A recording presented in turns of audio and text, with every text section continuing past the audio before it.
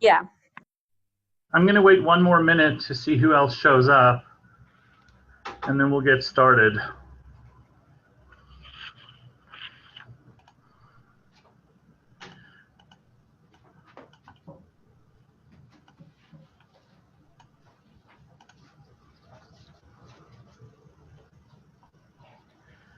So I'm trying to see on the participants list who I don't know. I know Kamen. I think I might know Kim. I know who Mason is. Steph. Stephen Phelps. Stephen, I don't know that I know you. I don't think we've met before. I'm up at South Valley. Oh, great. Awesome. So do you live up in Salt Lake County, or do you live down here? I live in Mapleton.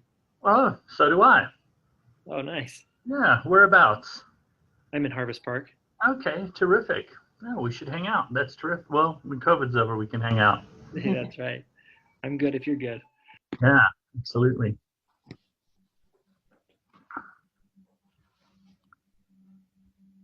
Hey, Scott.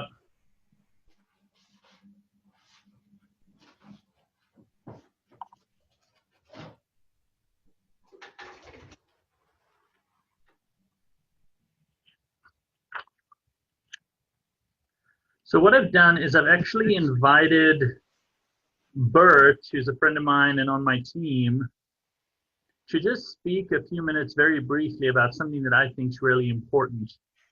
Because kind of my goal in hosting this class was to kind of motivate folks to take action in their business in a way that would produce results for the next 12 to 24 months, but to really have the motivation to do that. One of the things that I noticed early on in my career is that my motivation would fluctuate. I'd go to a turning point retreat or to a family reunion or something like that, and I'd refer to it as getting my mojo back. And I'd hit it hard for 2 or 3 months, 4 months, and then I'd kind of lose steam. And so part of the focus of this class is a little bit how you can kind of have unlimited energy and unlimited willpower to take action and really move your business and your life ahead. So I'm going to give just a couple minutes here to Bert to speak about something called energy ROIs. So he's going to talk a little bit about energy ROI before we get into the meat of it, because it's kind of it's a foundational concept.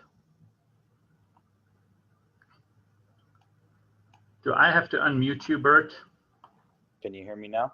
Now we can.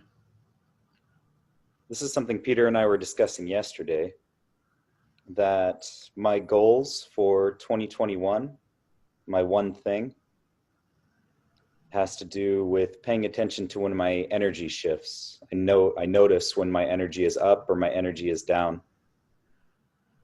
And so all the key areas of my life, personal, financial, business, spiritual, mental, physical, all of these goals have to do with identifying energy leaks in my life, how to seal up those energy leaks. And as I have more energy for myself, building more internal infrastructure so that an increasing amount of energy can flow in my life. And as we were discussing, I shared this idea of an energy ROI. We all know about ROIs when it comes to money, but money is also something that human beings invented not that long ago, about 5,000 years. And if you read the book Sapiens, you'll see that human beings in one form or another have been around for hundreds of thousands of years. Our human ancestors had to be very careful about their energy levels, just like everything when it comes to laws of evolutionary biology. And so I thought, well, money is something that we've invented as part of a key part of human culture, but my body is older than, or the DNA coding in my body is even older than civilization. So if I learn to take care of my body and take care of my energy levels, I have a feeling that money will start taking care of itself. And this past year, I had to look at that just because my life, I suffered a lot of challenges. And that's when I realized that if I don't take care of my energy, then I won't be able to enjoy anything else. And if I don't enjoy making money, then I'm going to be worse at it than if I enjoy it. So my current approach for identifying energy leaks and how to seal them up is I just pay attention to what I like and what I dislike. So our nervous system in our body takes in input and data all of the time, and it's telling us that we like something and that we dislike something, but it's very individual. The things that I like and dislike, well, Peter and I have a lot in common. Makes sense that we're good friends. And then there are lots of other people who I don't know as well that I'm sure we have lots of likes in common. But I feel like that is really what I focus on. And if I'll just focus on things that I like and that I enjoy, then my energy, I get to use more of it in my life. And the things that I focus on enjoying the most, then I get the highest energy ROIs. So that's my little spiel about that. Awesome. Thanks so much, Bert. Thank you very much. So that sounds pretty simplistic in some regards. If we do what we like, we'll have energy. And if we do what we don't like, it'll sap our energy. But it really is, in many respects, a true principle. So the way I've framed it is slightly different to the way Bert's explained it, but it's essentially the same concept. When we do what is in harmony with what we value at our core, we draw energy from that. But when we act out of harmony with what's at our core, what our core values are, then that saps our energy. And so we're going to talk about the three things: leads, listings, and leverage, but just focus on leads predominantly. We've talked about that triangle so much at KW. And I want this to be an interactive discussion. I know that's a little trickier on Zoom, particularly if you're only kind of half paying attention. But if you draw that triangle, the leads, listings, and leverage triangle, leads is kind of at the core of what we're trying to accomplish. And if without leads, you don't have a business. So could someone kind of pipe up and maybe tell me what your definition of a lead is? How do you define a lead?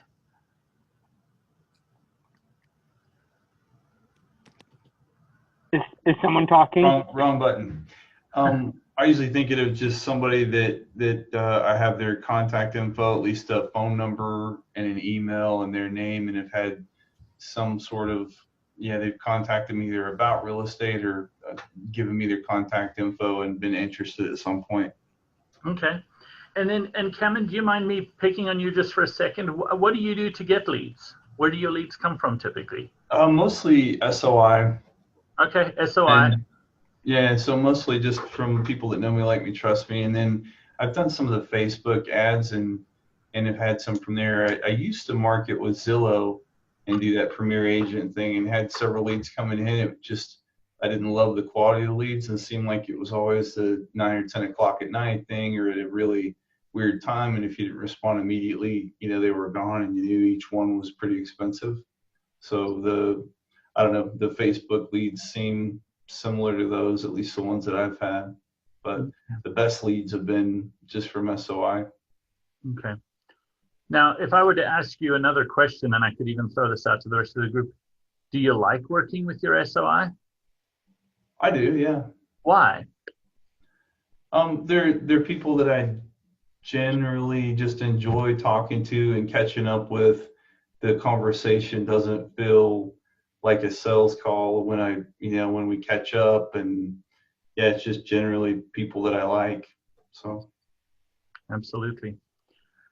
So if I were to tell you, Cameron, the only way to be successful in this business is to get a list of expireds from 2 years ago and to call expireds 3 hours a day. Like you couldn't use your SOI, you just had to call expireds 3 hours a day. What would your gut response to that be? Even you just saying it, my energy level started sinking. Okay, so that is something that you just don't feel, maybe, should I use the word comfortable doing? Right. Yeah, I personally have never called SOI, or expireds, so I don't know much about it. Now, I'm going to put this out here and venture to guess that that's the case for some people, but there is a subset of folks who are calling expireds. It's a challenge and they thrive on a challenge. They get excited. It gives them energy. The thought of calling someone, I heard one guy, Kevin Ward, say, an expired has raised their hand and said, I want to sell my house. And the last guy didn't do a good job. And basically announcing, if you do a good job, you can sell my house for me. And so that's his mindset. And so for him, calling expireds made a lot of sense. That was an awesome way to generate a huge business. And he was really successful calling expireds and FISBOs. So kind of my focus today was helping you discover what lead gen strategies going into the next 12 months you can draw energy from that don't sap your energy as a group. Because if we do things that we love and things that we like and our energy goes up, guess what? We're going to have the stick-to-itiveness. We're going to have the consistency. And with a little bit of guidance and a little bit of a plan, when we have to do that first thing in the morning or on a weekend, we're going to be willing to do it because it provides us with energy. I want to share an example of maybe how you can go about discovering what your best lead gen strategies. And I'm going to put a list on the screen here. This is not everything that exists, but the idea is that when it comes to prospecting and marketing and some things that are both, you have a whole bunch of options, okay? So, and everyone's supposed to be here with a pen and pencil. I want you just to write down a couple of things from what's on the screen right now, if you can see that. From prospecting, marketing, both. You know, Gary says we should be prospecting-based, marketing enhanced. As you look at the screen, what's one thing you've done that's really worked? And maybe one thing that kind of resonates with you, you look at it, you're like, man, I might like to do that. That's something I've not thought of. Or maybe you've encountered something recently that isn't on the screen that you'd like to give a try. So write those two things down and then let's share them. Let's share what it is that we've done before, that's worked for us, that's on the screen that we're likely to do again, and maybe something that's on the screen that we haven't done before that we might consider doing.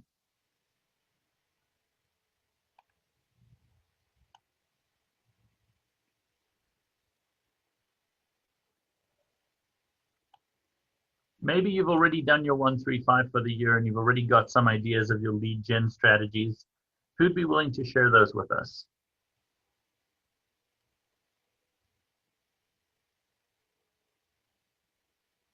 Becca? I actually haven't done my goal planning for next year, so we're doing it in 2 weeks from now. But for my business, it's been a lot of SOI, investors. I have a moving truck. We just bought a second moving truck.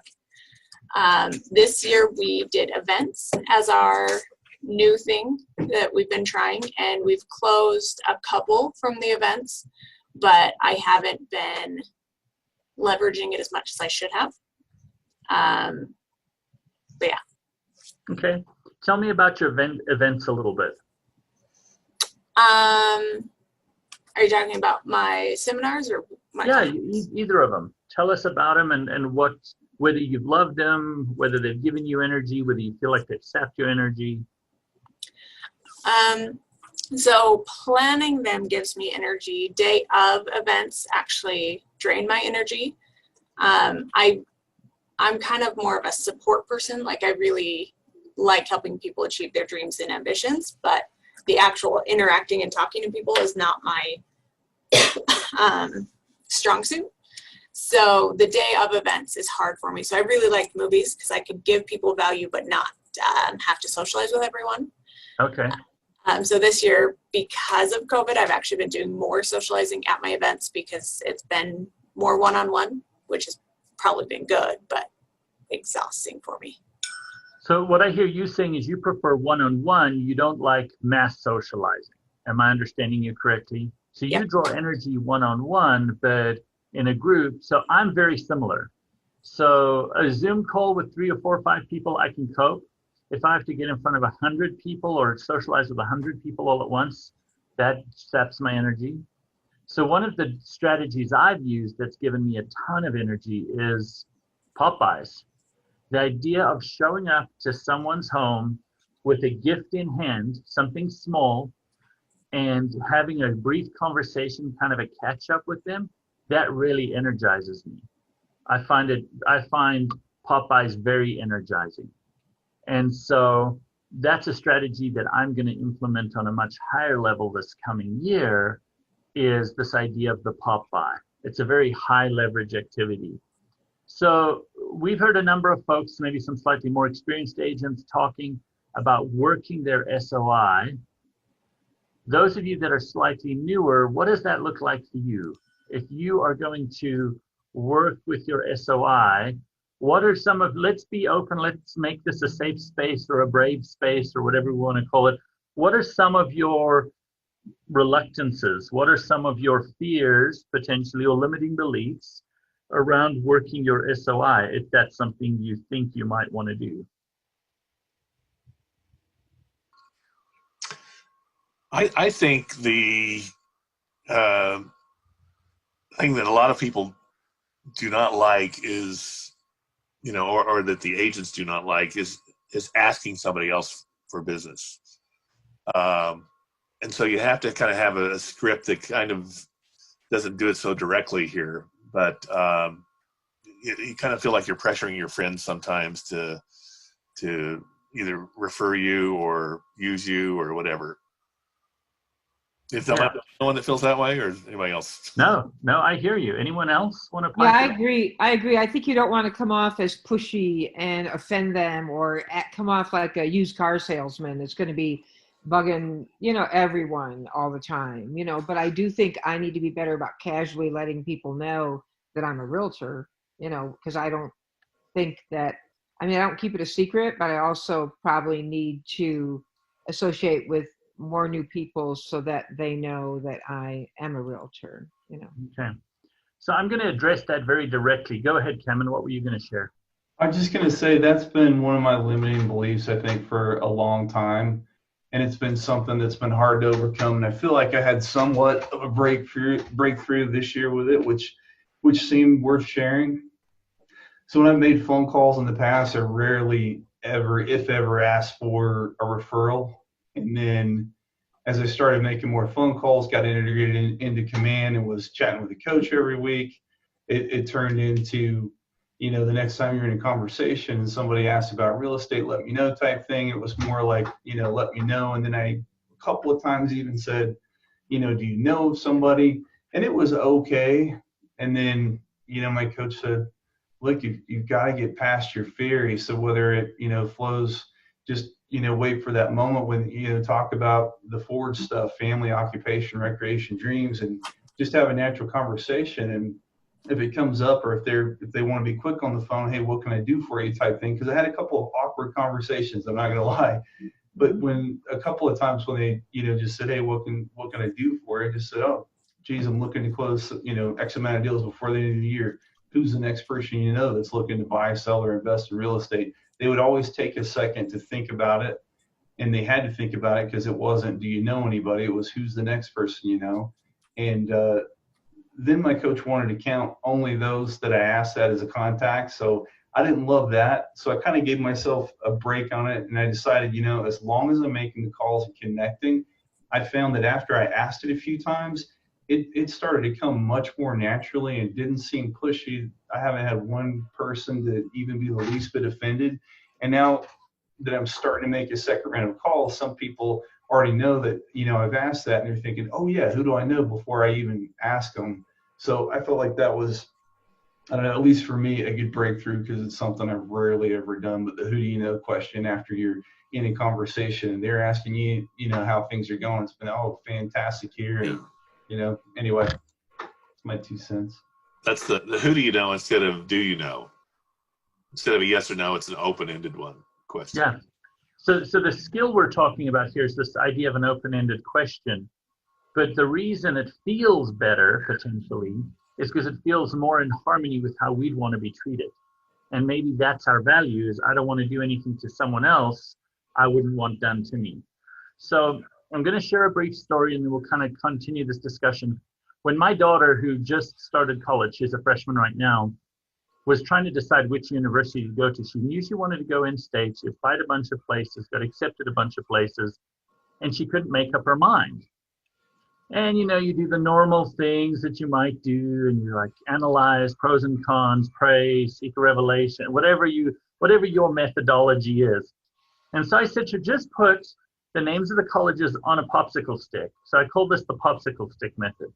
And this is a great way for you to potentially determine what lead gen strategies out of the dozens and dozens of lead gen strategies exist that might resonate or work with you, and why.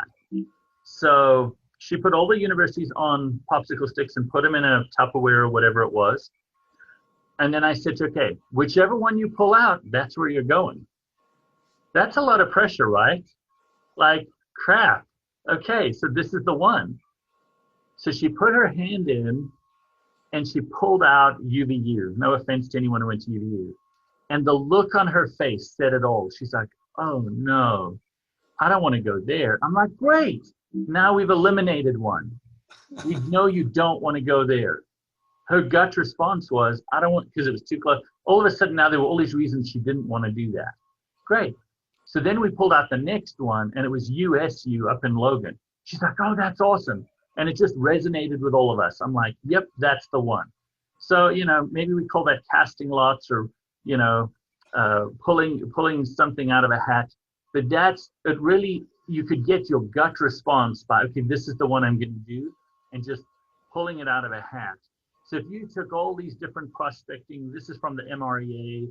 I'm going to, if you guys are on this call, if you go in the chat feature and send me your email address, I'm going to send you a document. It's like 34 or 41 underutilized lead generation strategies for 2020 or 2021. I'll email you that document. I got it from someone else. You can look through that and see if any of those are ones that you would pull out of a hat.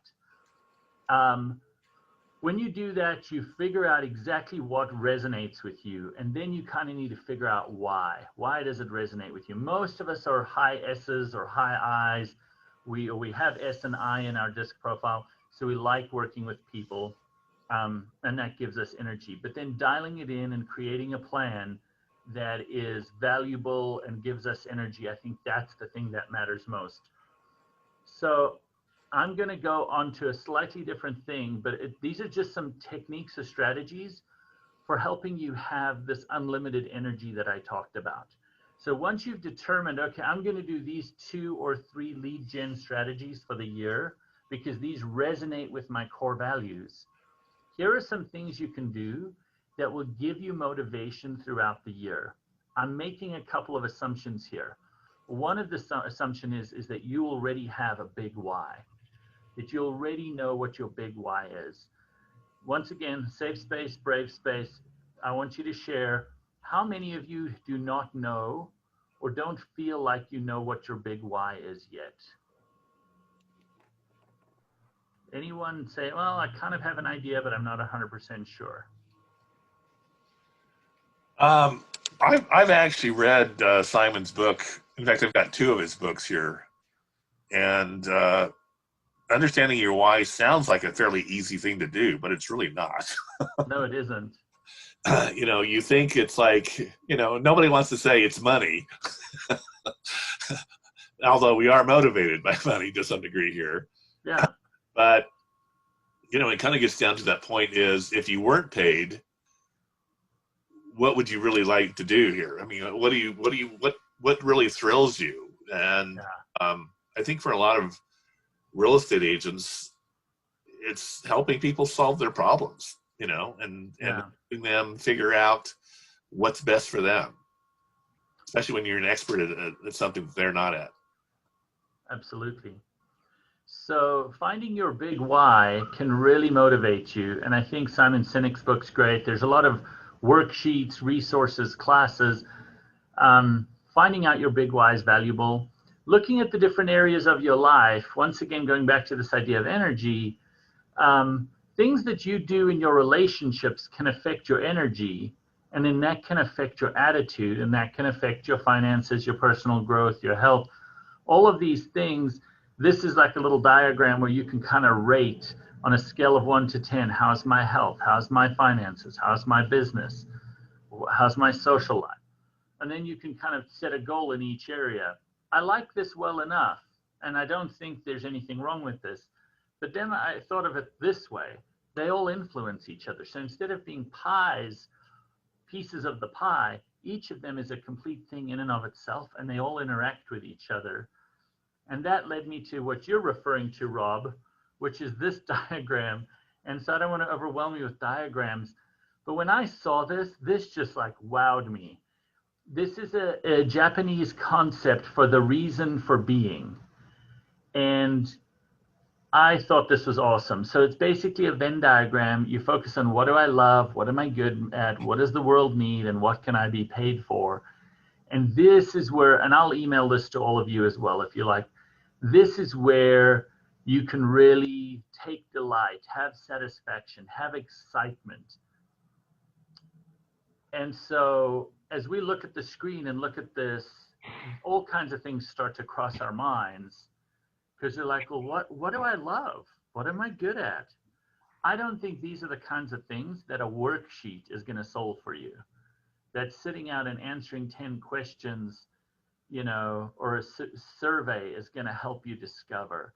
I think these are pretty deep, thoughtful things that take time. And so I'm going to give you 2 little nuggets that have helped me immensely in the last year, during coronavirus, during everything that's gone on. So I'm going to tell you an experience I had a couple of weeks ago, and I'm going to tell you how I reacted to it. And I want to preface this with, I'm not trying to brag or humble brag. I want to just share the experience, and then I'll share how I might have reacted, 18 months ago. So I own a couple of rental properties. I own some townhomes in Vineyard and a townhome in Provo.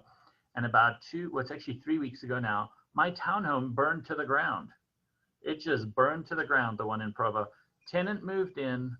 I got the fire report this morning. The moving company put boxes on the stovetop and accidentally bumped a switch. No one knew that. He left to go put his washer dryer in the storage unit because I already provided a washer dryer. Came back, opened the door, the place was engulfed in flames. It literally burned to the ground. And the irony of all of this is that I paid the place off in January. It was my first rental, busted my buns, paid it off in January, and it burned to the ground. I was sitting in a meeting with a buyer and a builder, and I started getting these text messages from the previous tenant. Oh, I really miss you. It's so sad. We had such great memories. I'm like, man, I miss you too. But, like as a tenant, I didn't realize we were this close, bud. He's like, and he kept going. And then he started sending video footage. And at first I thought, oh no, the house he bought's on fire. And then I was like, no, wait, that's my townhome. And I remember switching into this mode that was kind of beyond me, where I was like, okay, is anybody hurt? I just started to ask myself questions. No, no one was hurt. Okay, what should I do next? I should go down there and see what's happening. There was absolutely no panic. There was no fear. There was no, oh my goodness, the sky is falling. I was completely calm, completely at peace. And I knew that I just needed to do the next right thing and it would all work out. Now, there's been a lot go on this year, like with coronavirus and business things and personal things. And I could have looked at this like the straw that broke the camel's back, crawled into a hole for 2 weeks and just not wanted to come out, But I just put one foot in front of the other. I excused myself from my meeting. I said, guys, I have to go. I've got to go down and check on a property I own. It seems to have caught fire. I headed down there. little things happen to kind of smooth the path, but I'm fully insured. I checked my bank statement to make sure my premium had gone through, and ultimately it's all going to work out. No one was hurt, and I attribute my calm and my resolve and my lack of freaking out, because I've freaked out of a lot lesser things, like literally spilled milk I've freaked out about. This I did not freak out about. And the reason is, about 18 months ago, I started to meditate. So they talk about having a miracle morning. So every morning I get up for 30 minutes. I just sit there. I know this sounds hokey, and I know you didn't get on a real estate Zoom call to learn about meditation, but it has been phenomenal. It has been life-changing. It is something that, whether you are religious or not religious, it is something you can do, and it will help you discover what you're good at, discover what you're passionate about, discover who you are as a human. I mean, my method, you can use whatever method you want. I sit there for 30 minutes in the morning and I just focus on my breathing. I let the thoughts come and go. I usually, I have a little discipline before and I do some reading after. But for me, that 30 minutes is a place of complete serene. And the first few months of doing it, I almost quit, because I was like, my mind is all over. It's worried about work. And it's like, they talk about the monkey mind. Your mind jumps from branch to branch. That's normal. Just let it do it. Don't judge it. Just let it happen. It's been the most empowering thing. The space between when something happens to me and when I respond has opened up. And so I feel like my ability to choose and have energy and free will has grown, because I'm taking time every day to just sit in silence. I do it before the kids are up for school, just for 30 minutes. I know that sounds like a lot. Maybe start with 10 or 15, but it has been incredible. And one of the things that I started to do at the beginning or the end is I started to ask myself lofty questions. Now, when I say lofty questions, this is kind of like an affirmation. And I'm going to have Kim, if she's okay with this, sharing a little bit about a lofty question I gave her to ask herself every day. So the lofty question I had Kim, who's on my team, asking herself was, why do things always seem to work out for me? So Kim, do you want to share a little bit about that? Yeah, before I was a realtor, and I'm old, so I had a long life before I became a realtor about 4 years ago. And I was the opposite. Things never worked out for me. Things just never seemed to work out for me.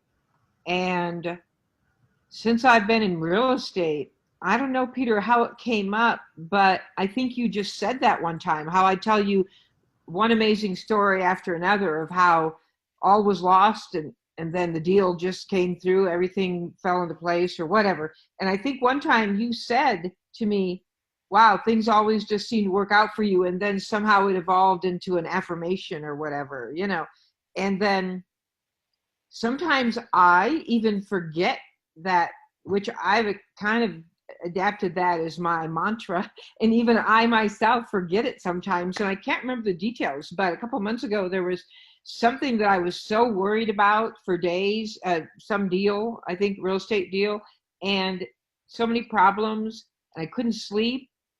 And then finally, after the second or third night of not being able to sleep and just worrying about it so much, right before I went to sleep, I remembered, oh, wait, things just always seem to work out for me. And the next morning, something happened or I thought of something and it just all resolved itself. And so it's really been amazing. It's really been amazing to just look in the mirror and say, wow, why do things always just, somehow things always just work out for me.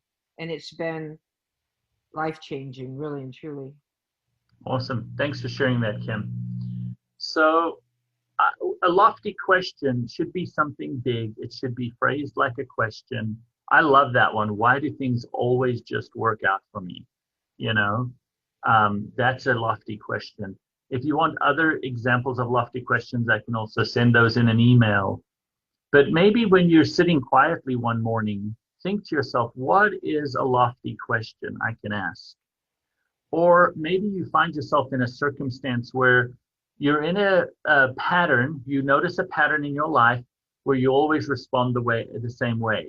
You give up, you get angry. Maybe you notice a pattern. I want you to take a step back, recognize that pattern. Maybe you could even reflect on the last 10 years of your life. Is there a pattern, when you're in your quiet time, in your meditation, that I've noticed where I always get angry if this? Then ask yourself, what is it that led to that? Like, why do I get angry when whatever? So I'll give you an example. This morning, my son called me and was kind of frustrated and raised his voice a little over the phone. And I just paused and I listened and I said, hey, do you want to call me back in a few minutes and we can chat when I'm not distracted? So I didn't respond. I just kind of listened to him lose his cool a little on the phone. And then I said, hey, why don't we talk in a few minutes and when I'm not distracted? And I mean, I don't want to get into the details of that, but as I asked questions, I discovered that he was angry over something, nothing I'd done. It's just a situation in his life that happened a week ago at school. I would never have gone that route. I would have just said, hey, that's not the appropriate way to talk to a parent. Call me back when you're in a good mood or when you've learned to speak to a grown-up appropriately. Instead, I discovered all these things that's going on in my kid's life, and it all came from asking questions. Well, why not do that with ourselves? Why not ask lofty questions? Let's do some self-discovery, some introspection. Because when we ask those lofty questions, we do two things. We discover and we bring energy into our lives. And so wherever you are on your path, I have to believe that every one of us is a valuable human being. We're put on this planet for a reason and a purpose. And that if we ask those lofty questions, we get the wheels rolling. Whether that's, the wheels of the universe or getting God's help or however your inner self, however you like to view it, is fine with me. Your higher self, like your higher power. But when we start to ask those lofty questions, we're then open to answers as opposed to shutting off the answers. And that brings great energy. So any questions so far? Because we're going to switch totally to practical stuff now. Yeah, I love that. Thanks for sharing, Peter. Very Sure. personal. It's always the things that are most private that are the most universal. I got a question for you, Peter. Yeah, Rob. What is your why? My why is right now is to build a legacy for my family. So to build a legacy for my family. And I know that that is probably not my true why. There's probably something greater or deeper to that. But the thing that I've embraced at this point is to build a legacy for my family. And so, yeah, I really believe that by doing that, I will have, kind of fulfilled my purpose or all of the good things in my life have come from saying yes, and they've come from relationships. And so every day I've got a decision. I can, as I interact with the world, I can leave every person I meet a little bit better off. I can leave them the same, or I can leave them worse off than I found them. I mean, I know that sounds so simple, but as I interact with folks, I'm like, okay, at one point it was very conscious. It was like, okay, what can I do to edify or uplift or help this person? And then eventually it just kind of became something that's more unconscious, I guess you could say. But for my family, because those are my deepest relationships and those are the folks I interact with all the time, I really want to leave a legacy for them. And the way my big why shifting is, at first when I came to KW, it was a financial legacy. It's a lot broader than that now, a lot deeper maybe. It's not just financial. In fact, I might even say at some point that it's not really a financial legacy that I want to leave my family. So, Peter, could I chime in on that? Yeah, go ahead, Bert. So the first time Peter and I spent a lot of time together was in August 2018. We road tripped to Austin, Texas for mega camp. That's right, I'd forgotten that. And, yeah, we were in the vehicle something like 47 hours in total. We drove through Oklahoma, saw some of my family members on the way back. On the way there, we stopped by some of Peter's old stomping grounds from his mission in New Mexico. And it was a wonderful trip. And when you're in the car with someone for 47 hours, it's just the two of you, you tend to talk about everything under the sun. And it was during that conversation that Peter told me his big why. And I didn't fully understand it at the time, but I chime in now only because this past week, literally, it clicked into place for me that I understand it better. And when Peter and I were talking 2 years ago, he said generosity was his big why. And that's something that I have definitely been the beneficiary of. I know everyone in this class recognizes the contributions that Peter brings. And it's something that I've wondered about for myself, because I also enjoy giving things. I enjoy generosity, but I didn't know how to do it in a healthy way. And in a lot of ways, Peter has been a model for that. And I'm very grateful for that. Another thing that I was going to say too, just briefly, I forgot to mention earlier when I was speaking, when it comes to energy levels, the three most important things to give priority to, and in this order, are your relationships, your nutrition, and your movement. So if your relationships are not where you would like them, you can spend a bunch of time improving your eating habits, but you can have perfect nutrition and shit relationships and your energy will be garbage. Whereas if you have your relationships where they need to be, your body can afford some junk food from time to time. And then once your relationships are where they need to be, then you can spend time up leveling your nutrition. And also when it comes to movement, it's not just exercising at the gym. It's taking the stairs instead of the elevator. It's parking a little further and walking. It's doing yoga. It's doing dance. It's doing anything that you would like to do. And of course, all of these things are interpenetrating realities. We're always moving, we're always eating, and we're always in relationship. And so if we need to focus for a time on movement or nutrition and our relationships aren't quite where they need to be, that's totally fine. And we can do that because doing so might give us the energy ROI we need, just that little boost from eating better, that now we have the energy to deal with that client or that spouse or that child or that parent or that sibling or whoever it is in our life that is draining a lot of our energy, and maybe their energy is draining a lot too. And then we can spend a lot of time reading books, having discussion, figuring out how to repair those relationships or reorient them in a way that they start giving energy instead of draining it. So thank you for letting me talk for a couple minutes. Thanks, Bert. So over the weekend, just before the weekend, I had a meeting with Steph Ashby and her husband, and we worked on their 135. And something that I realized as we worked through the 135 was that as we discussed different lead gen strategies, Steph, how would you say you felt as you left that meeting?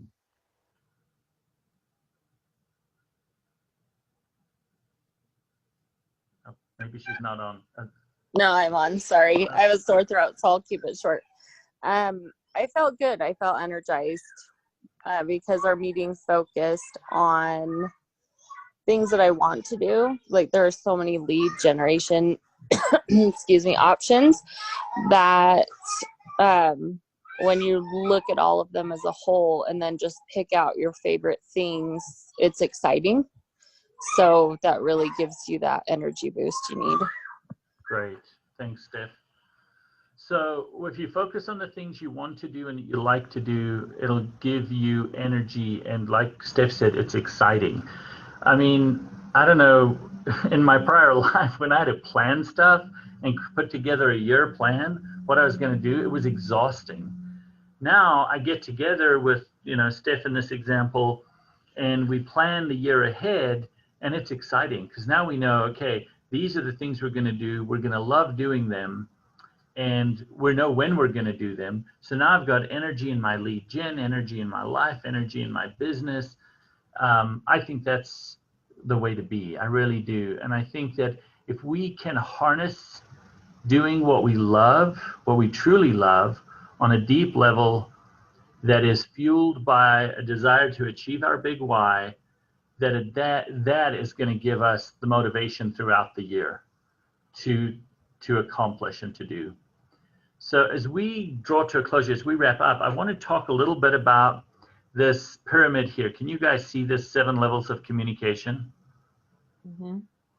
So this book about communication talks about how different types of communication have different impacts, different influence. To go back to the conversation about energy and relationships and that kind of thing, when I teach a class or when I'm on a phone call, that's a certain type of energy, a certain type of degree. When I'm one-on-one with someone, it's a different type of energy, you know? And I think you can have greater influence, greater impact, and greater energy when you're one-on-one, which is one of the reasons I love what I mentioned earlier, doing pop-bys. So one of my big things for this coming year is I'm just going to leverage the pop-by. In my personal sphere, I'm going to make sure that I leverage the pop-by. So I'm going to share with you some ideas I've had, and then I want you guys to share some ideas you've got about lead gen methods that come from contribution and that give you energy.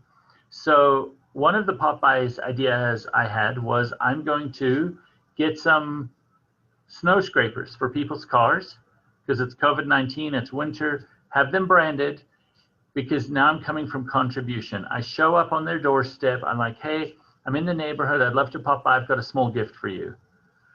Drop by, drop off the snow scraper, stand back on the doorstep, maybe with my mask on and all of that like we're supposed to do, and say, hey, I just wanted to pop by.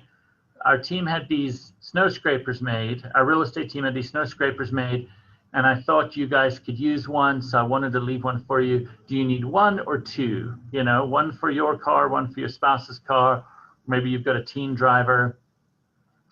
That's just an opening for a conversation, an opportunity to connect, and then to come from contribution, ask questions, and look for the opportunities to serve and to bless. And when you do that, guess what?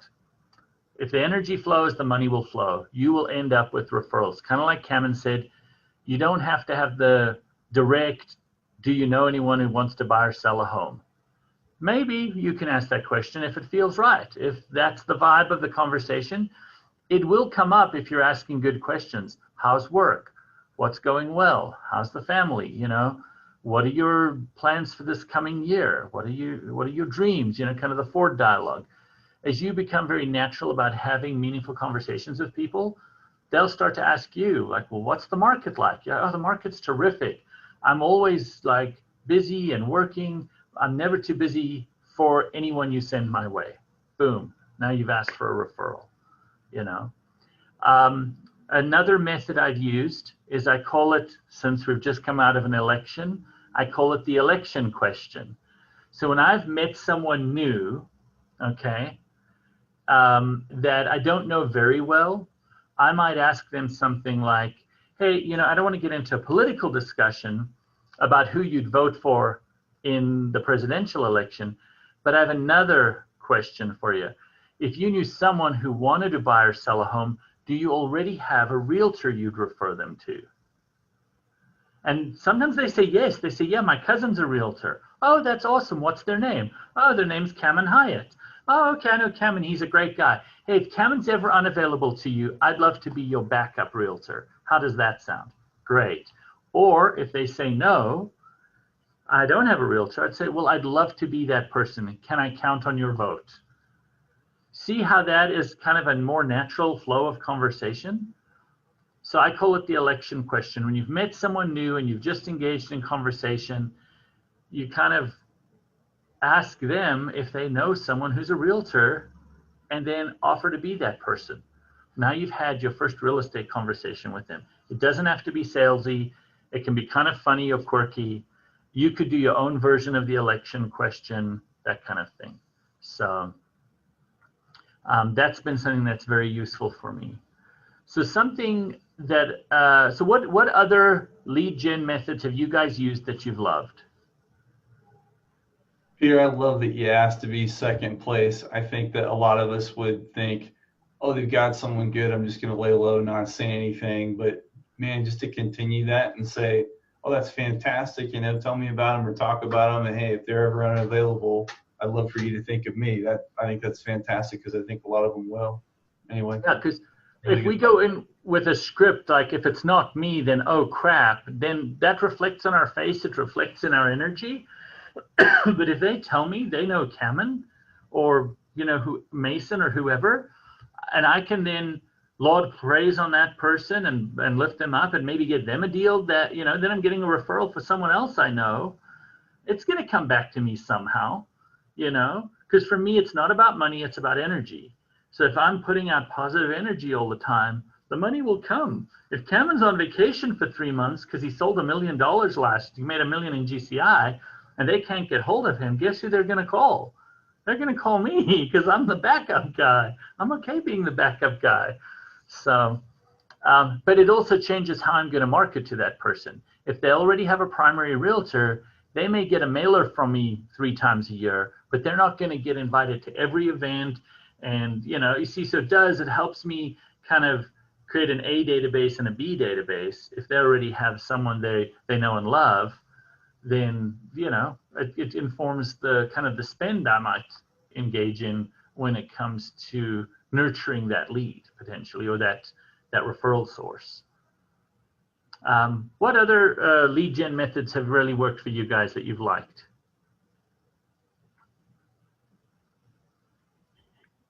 Peter, I recently have, and this may not happen all the time, but I've just posted different random things on Facebook and found I've had quite a bit of traction there. And I haven't sold anything on it, but I have had investors call me, and a few different type of people call me, or a wife will tag her husband in a house that I'll post and be like, oh, wouldn't this be a cute house, or that kind of thing. So future leads potentially, that kind of thing. It's just exciting to see traction on those kind of things. Okay, I like that. It's exciting to see traction on those kinds of things. So if that's going to get you excited, if that's going to motivate you, then that's a clue. That's a clue that maybe that's something you should pursue as a lead gen strategy. And what I will tell you is, if you're purposeful about it rather than haphazard, you're going to have greater success. So if I were in your shoes, Mason, and anyone else who's interested in a similar thing, I would make a commitment. I'm going to post to social media once a day. 80% of the time, it's not going to be real estate related. 20% of the time, it is going to be real estate related. My effort is to engage people so that they are aware of me. So maybe that's kind of your goal. So you may post different things at different times. So if you look at my Facebook, I've not been super consistent with this because it's not a primary source of lead gen for me, but I'll often post not real estate related things, asking questions, trying to get engagement. One I asked, I was shocked at how many people responded. I was like, who's the greatest band of all time? Oh my goodness. People have opinions. They have so many opinions. But I actually got a real estate deal out of that, because all of a sudden people were asking those kinds of questions about bands and stuff. And I saw people on that feed that I hadn't spoken to in a long time. So I made a point of calling them up. There's another little nugget for you if this is valuable to you. I limit my social media time to about, now that I do TikTok, maybe at 25 minutes a day. So don't get on TikTok, it's addictive. It's intended to be, I think. So Facebook, I limit my time, but I get on every morning for 5 minutes and I see whose birthday it is. And then instead of putting a post on their Facebook page, I call them on the phone. And I'm like, hey, I saw Jeremy, it was your birthday. Facebook mentioned, my Facebook feed told me it was your birthday, and I wanted to call and wish you happy birthday. How are things going? Man, people love that, because everyone's going to post on their Facebook page, right? But if you want to strengthen a relationship, deepen a connection, give them a phone call. Get, like this diagram says, face-to-face, voice-to-voice. A phone call is so much better than a electronic communication, which is what Facebook is. The irony of social media is that it isn't true connection. It's a useful strategy, and I think you should pursue it, Mason, because it sounds like it gets you excited and energizes you. But it's definitely, it is the front end, and then you follow it up with the personal connection. That's great. I love it. Absolutely. I like that a lot. Thanks, Peter. What other things have you guys done as new realtors, as someone who's been 2 or 3 years, 4 years, 5 years in the business? What else do you do to generate leads that seems to work for you that might be a valuable add here today? Peter, I just wanted to mention that I think this is classified as client appreciation on the other thing that you showed us, but many of you probably know that a lot of the teams, including Peter's team, we do pies every Thanksgiving. You know, we give away pies as a client appreciation. And guess who I heard from, Peter? April Carter. Remember, they went to Belgium. Oh, yeah. Anyway, and she was so sweet. She goes, "Oh my gosh, it's so good to hear from you. We're thinking about maybe buying a condo. Maybe you could represent us." You know, so literally, I just got that text in the last hour here while I've been on this Zoom meeting, and so you never know where something's going to come from. You know what I mean? So here's a suggestion for everyone that kind of relates to what Kim's talking about. Make a list of your top 50. If you've been in the business a little longer, maybe your top 100, and treat them like royalty. Call them up, offer to deliver a pie, you know, whatever it takes. Obviously, you've got to lead with revenue, kind of, you know, you check your budget.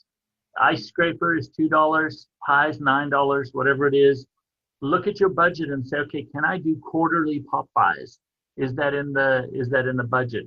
With the pie thing, we call it a reverse pop pie, because we bring the pies all to the office, and then we send out the message, we call them, we text them, have them come here and pick up the pie.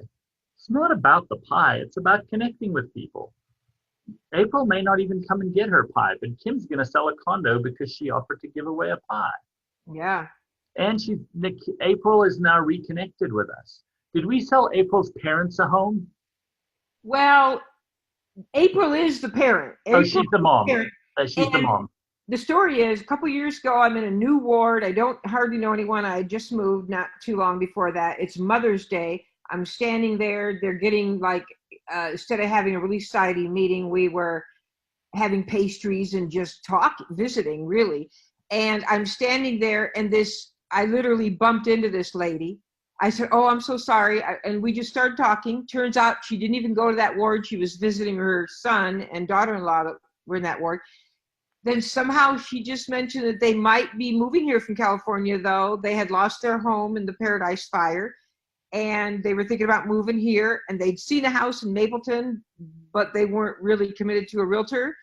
And I ended up selling her that, help representing her to buy that home. And it was like a $800,000 home, I think, right, Peter? And Yeah. Not only that, then they were going on a mission, but they had to use their insurance money by a certain amount of time from their Paradise loss. And so they had to buy a house, even though they were literally a couple weeks later she and her husband going on a mission to Belgium. So then the people that are in my ward moved into that house to babysit it while they were on their mission. And so I not only helped in the purchase of that house in Mapleton, but I also helped them sell the house in my ward, you know, so that they could move into the one in Mapleton. So I got 2 deals out of a woman that I literally bumped into and started talking to in Relief Society. Once again, Kim asks lofty questions. Why do things always work out for me? And the universe delivers. Well, and so I want you to start asking yourself questions, guys. Ask yourself, why am I so well connected? That's a great lofty question. Why do I make friends everywhere I go? Why do people just send me referrals almost unsolicited? People in Illinois that knew me before I moved here would think you were crazy even saying that statement. But yes, it's been true the last several years. My life has changed, and I'm so grateful. Yeah. So what I'd encourage you all to do, because I have to wrap this class up, don't I, Josh? Peter, you go all day if you want. Okay. So I don't want to sap anyone's energy, because I don't think listening to Peter for an hour is an energy. It might be a plug. I don't know if it's not. Anyway, make a plan and stick to it. But how you discover what your plan is, guys, is spend some quiet time. Take the time to meditate, take the time to breathe, take the time to ask lofty questions, and ask yourself, man, what would I absolutely love to get up and do every day that would bring me business? And ask yourself, why am I so well connected? And then look for opportunities to connect with others. As the market shifts, as inventories shrink, you're going to find that if you come from that 10,000 foot view, you're going to have substantially more success and a much happier life than if you're trying to force yourself to do things you dislike or that don't resonate with your values. A lot of us think we know what we value, but until we sit quietly, until we really start to ponder and think about that, it's hard to truly know what we value. If I gave you a list of 200 virtues or 200 values, you'd think you resonate with all of them. But deep down, it's usually only a handful of things that we really, really value. And we have to choose lead gen things that harmonize with that. And when we do that, we have unlimited energy to do them because they don't feel like work. They don't feel like work at all. They feel like living life. So I'm going to open it up to questions. What other questions do you guys have before we wrap up today, guys?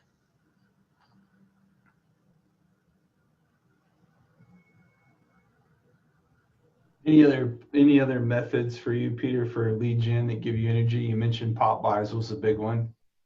Yeah, I love pop buys. I love the reverse pop buy. I do like events. Like Becca, I actually like the idea of a micro event, a smaller event where you have 10 people. So even smaller than that, my wife and I made a commitment last year to never date alone. So every Friday night we go out on a date, we always take a couple with us. So yeah, that costs me whatever that is, $50 a week, maybe potentially. That's kind of pricey, but I pay for dinner and we invite a different couple out to dinner every week. And sometimes it's a thanks for the referral for sending your kids my way to help them buy a home. And so we're going out to dinner to thank them and show our appreciation. Sometimes it's someone new in our neighborhood we've never met. Here's one other thing. If you really ask lofty questions, you can do something like this. Recently, I decided I'm going to change my routine to meet new people. And what that meant for me is I'm going to grocery shop during my lunch hour so that my wife doesn't have to. So she's in grad school, so that was part of the motivation. But I'm trying to come from contribution, come from service. I'm going to do the grocery shopping during my lunch hour.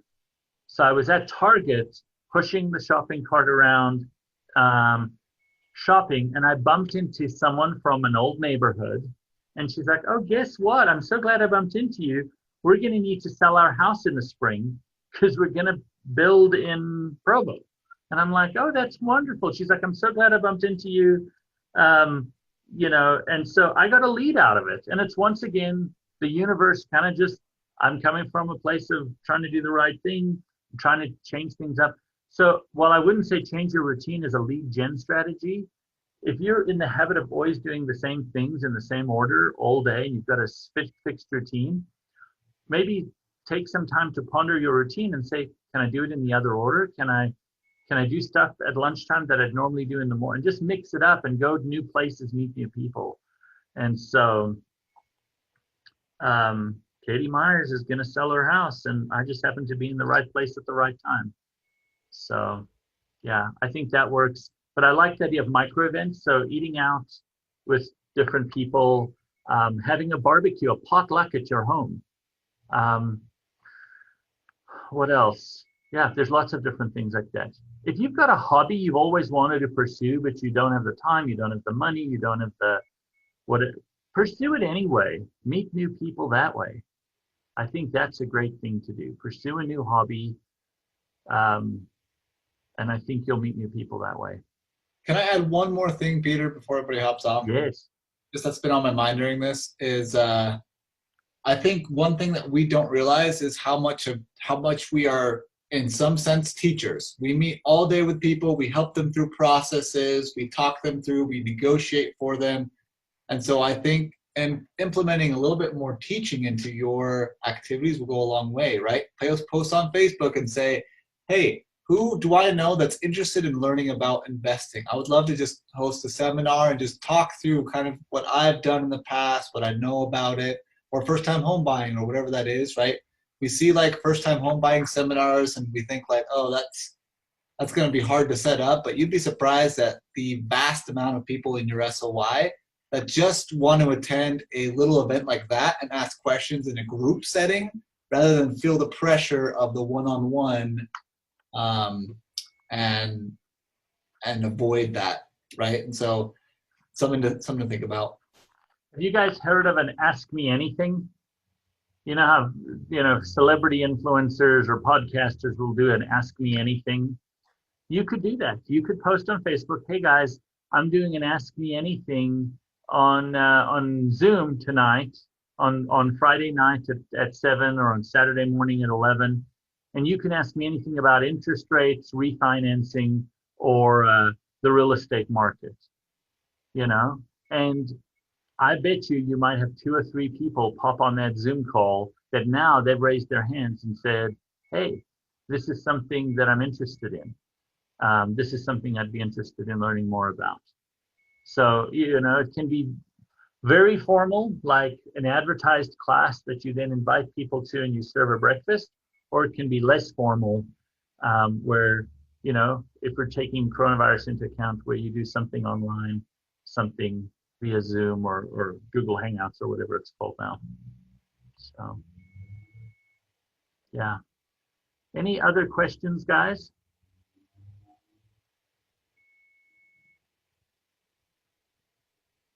Okay. So by a raise of hands, who's going to take some time this next week to sit in silence every day and to ask themselves lofty questions?